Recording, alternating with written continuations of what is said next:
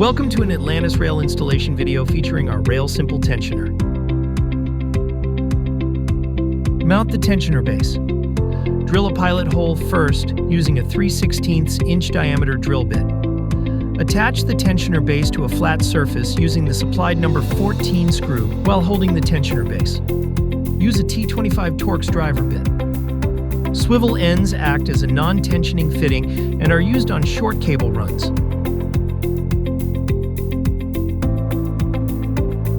The cable is inserted into the swivel end. Set the tensioner length. For cable runs 40 feet or less, adjust the tensioner so 3/4 of an inch of thread is visible. For longer runs, add 1/4 inch more thread for every additional 20 feet. Do not exceed 1.5 inches. Maximum cable length is 100 feet. Measure and cut the cable. Use the tensioner head as a guide to measure the cable.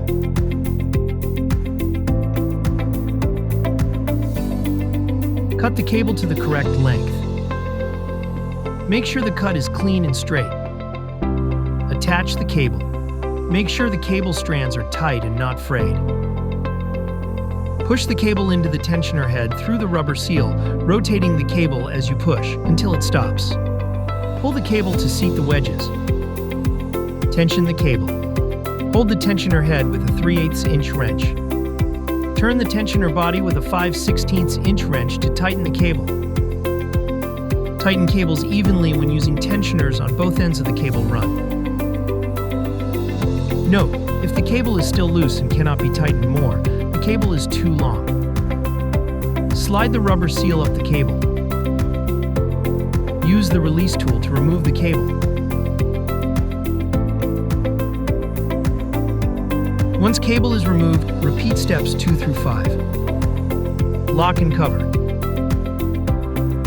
Bring the lock nut to the tensioner body. Tighten the 5/16 inch lock nut against the tensioner body while holding the tensioner head with a 3/8 inch wrench to lock the tension. Slide the protective cover over the threads. Your RailSimple tensioners are installed. As always, make sure to wash your railing system once installation is complete. Visit our website for more information. Thank you for making Atlantis Rail the choice for your view.